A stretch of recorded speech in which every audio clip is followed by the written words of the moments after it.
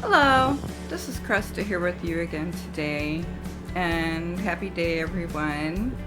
It's Sunday, and I know that there's this thing called the coronavirus going on right now, and a lot of people are kind of in a panic.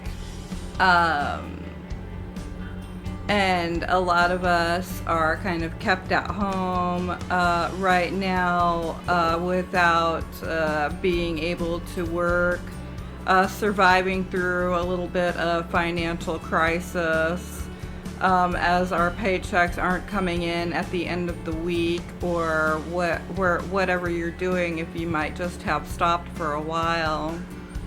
Um, and also, maybe you're going crazy because you're cooped up at home. I've been reading so much Facebook, and at first, when the whole thing began, I there was a lot of jokes about the toilet paper. A lot of jokes about the toilet paper that were pretty damn funny, actually. And they kind of made light with the jokes about that. But seriously, though, after watching some real video footage of about people just filling their carts full of toilet paper and like running out the door as fast as they can, while leaving maybe the elderly out or the people that are slower to get it, um, is kind of makes me a little bit angry, and it's not really fair that please be kind, people, and try to share, because that's what we're always working on in recovery today. We ourselves don't like to be shame blamed, and made to feel like a bad person for this reason or that reason, whether that narcissist is coming at you, kind of like my daughter came at me this morning when she came in. My oldest daughter is still really needing a lot of recovery yet from her own addictions. She just recently um, wrecked my vehicle, so that's kind of another reason why I'm stuck at home right now. Always with a smile on my face, though, trying to get through every day, which you kind of just have to do sometimes when we face good things or bad things or struggles. I had a grandmother that went through the Great Depression and grew up with my grandmother. And she always kept around jugs of water. She said, if you don't have anything, she says, at least have jugs of water around, because you never know when you're going to run out of water. So, obviously, to a lot of people, it's toilet paper, but it's okay, maybe just limit yourself to maybe just like one or two bags at a time, is my own thoughts on that, because we can become greedy, and then not everybody gets a chance to get the toilet paper. So, you know, um, luckily, in different stores, if they don't have any certain foods or things in your area, the next town over a lot of times will have it, or the next store. Ask for the days that they get their supplies in. That's helpful. I learned about the own dollar store in my area. I had come on the day that they had restocked, which was every Thursday in my area. And I was very grateful that day to be able to go in and buy the macaroni and cheeses. But it actually is very kind of freaky to go out there and see the vacant, closed restaurants and different areas, And we can be, I think I'm very grateful that the Walmarts and stuff are still open and the people there are still working and helping us all get through this. Um, so, it is still a very freaky experience, especially for those who have been in trauma before or are still in states of trauma. It can be traumatic for people just going out there, and experiencing this. Um, I think it's important for us to keep our friends very close during this time so we don't stay isolated. At least we may be able to go to each other's houses if they're not sick, or any symptoms.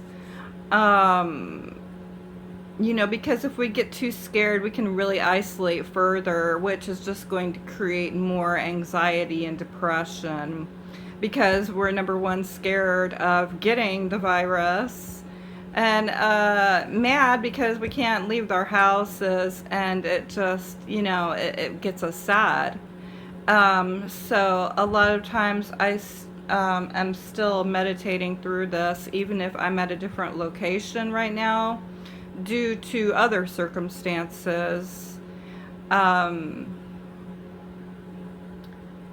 just trying to be the best, practice the best coaching that I can, again, with my family and friends, and with myself as well, as we all gather and go on through different states of recovery and realization.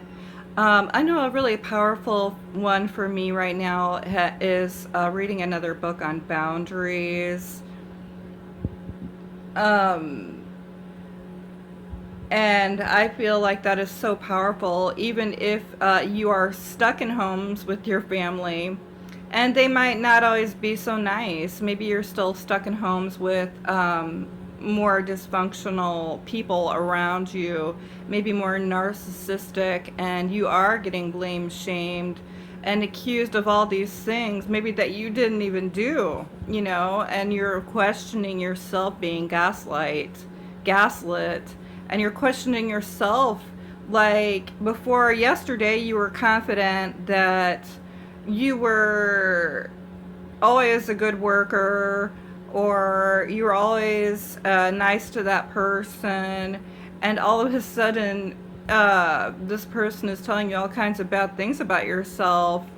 um, I know, like when my daughters was doing this morning, but after reading that boundary book and teaching yet again my younger daughter and even my mother more about assertiveness skills, which I plan getting out next time I get on. I will be talking further about this book that I read. It was actually had the name Gaslighting on the title, but it talked a lot towards the end of it about boundaries, which is essentially what I wanted to learn more on. So that's again desire coming to play into our lives. What we want does come forward. Just be careful what you wish for, you know, whether it comes to wishing for another man or woman in your life. Are you ready? Are you healed enough to take that leap? Um, are you practicing boundaries with certain people, whether it's small contact, little or no contact, or full on contact? Um, I know with my daughter this morning, she was just tearing me apart with her verbal. And I had to think actually during meditation later, because I was angry and upset that my car had been smashed. The front of it had been smashed because she was sleeping while she was driving under the influence of drugs again. And that was her second accident in the past 5 weeks with 2 different vehicles. Um, we can get really frustrated and hurt by even other addicts in our lives. But I did have to remember some of the training in the books last two books that I've read, and that it helps me forgive her a little bit at a time when she or anybody else comes with me with verbal attacks, to remember that what they're saying is not really true. The things that they're saying about you aren't really true. That they make these cracks because they want to win.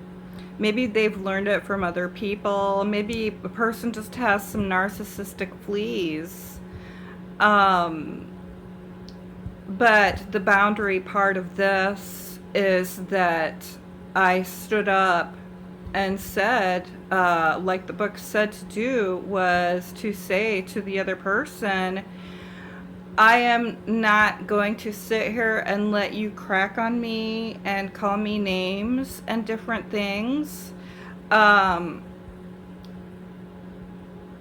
Only if you can talk to me nicely will I talk to you. And the conversation for me was over. Narcissists can keep provoking, but seriously, if you don't give them anything back, which is not the reaction that they want a full-on upset reaction from you, or any kind of reaction is good enough for them. But honestly, after a while, they kind of just walk away, and it was over. And what kind of boundaries are you using today? Are you practicing boundaries? I am glad to come into this video today and talk once again about boundaries, boundary violations, and different ways that we can begin standing up for ourselves. Number one, first, by learning self-validation, self-love, and self-worth on our own, without depending on somebody else to give this to us. But lots of practicing on that, practicing boundaries and healing work, whether you have to take yourself away from people for a while, or if you have to do it forevermore,